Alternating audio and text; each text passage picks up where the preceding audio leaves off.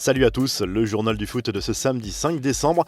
Thomas Tuchel se rapproche de la sortie au PSG, même si le club parisien a redressé la barre en Ligue des Champions et se trouve en bonne position pour se qualifier pour les huitièmes de finale. Après avoir été en grosse difficulté dans ce groupe, le coach allemand a de grandes chances de disputer sa dernière saison sur le banc du club de la capitale française. Selon plusieurs sources, Tuchel n'envisage plus de prolonger son contrat, même en cas de proposition des dirigeants parisiens. Ces derniers n'ont rien proposé pour le moment à Tuchel, ce qui suscite l'intérêt de plusieurs grands clubs européens, au moins 3, dont Manchester United. Quelques infos mercato, l'OM va sans doute se renforcer en janvier. Pablo Longoria, le directeur du football du club olympien, s'est confié sur le prochain mercato pour la chaîne Téléfoot. Il n'a pas donné de nom, mais assure que la cellule de recrutement travaille sur l'arrivée d'un numéro 9. Il faut être ambitieux s'il y a des possibilités. Nous sommes en train de travailler sur différentes pistes, a expliqué le dirigeant olympien. L'OM qui semble particulièrement remonté contre l'AC Milan, qui a fait un nouvel appel du pied à Florian Thauvin cette semaine par le biais de Paolo Maldini. Cela complique forcément le début des négociations entre l'OM et le champion du monde pour une éventuelle prolongation. Eduardo Camavinga s'est peut-être rapproché du Real Madrid dans la plus grande discrétion. C'est le sentiment du quotidien AS. Le milieu de terrain du Stade Rennais vient en effet de se séparer de son agent pour s'engager avec Jonathan Barnett. Ce dernier est réputé pour avoir de bonnes relations avec le club merengue. Il a déjà placé plusieurs jeunes joueurs au Real. Les infos en bref, les confidences de Didier Deschamps dans un long entretien au magazine L'Équipe.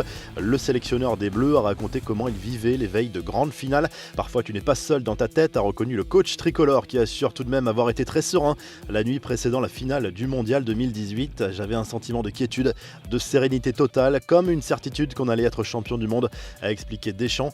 Les stars du PSG au repos pour le déplacement à Montpellier ce samedi. Neymar et Verratti sont restés au camp des loges pour récupérer avant ce match décisif contre Başakşehir en Ligue des Champions mardi soir.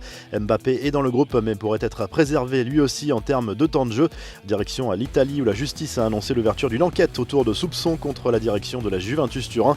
Le club est soupçonné d'être impliqué, voire à l'origine de l'affaire Luis Suarez, accusé d'avoir triché au test pour obtenir la nationalité italienne dans le but de faciliter un potentiel transfert vers la vieille dame. C'est désormais officiel, le stade du Napoli porte désormais le nom de Diego Maradona. Le stade San Paolo a été rebaptisé au nom de celui qui a fait vibrer toute une ville de 1984 à 1992. Enfin, la statue de cire de Lionel Messi dévoilée par le musée de Barcelone cette semaine est la cible de nombreuses moqueries sur les réseaux sociaux. Il faut avouer que le résultat n'est pas très convaincant. Le visage de l'Argentin n'est pas des plus réussis. La revue de presse, le journal L'Équipe revient sur la nouvelle victoire de l'Olympique de Marseille vendredi soir à Nîmes. 5e succès consécutif en Ligue 1 pour les joueurs d'André Villas-Boas. L'OM revient provisoirement à un point du PSG avec un match en moins au compteur. En Espagne, Marca fait sa une sur Zinedine Zidane. Le coach merengue a tenu un discours résolument optimiste en conférence de presse avant le déplacement sur la pelouse du FC Séville. Pression maximale tout de même sur le coach merengue, passé tout proche d'un licenciement cette semaine après la défaite à Donetsk en Ligue des Champions. Le Mundo Deportivo partage sa une entre Lionel Messi et la légende Pelé. L'Argentin n'est plus qu'à 2 réalisations du record de buts pour un seul club du Brésilien. 643 pour Pelé avec Santos, 641 pour Messi avec le Barça. En Italie, Tuttosport consacre sa une au derby entre la Juve et le Torino ce samedi. La vieille dame, loin d'être aussi dominatrice cette saison en Serie A, doit absolument l'emporter pour mettre la pression sur les équipes de tête et notamment le leader milanais qui jouera dimanche sur la pelouse de la Sampdoria. Vous retrouvez l'actu foot sur topmercato.com, l'appli Top Mercato et à très vite pour un nouveau journal du foot.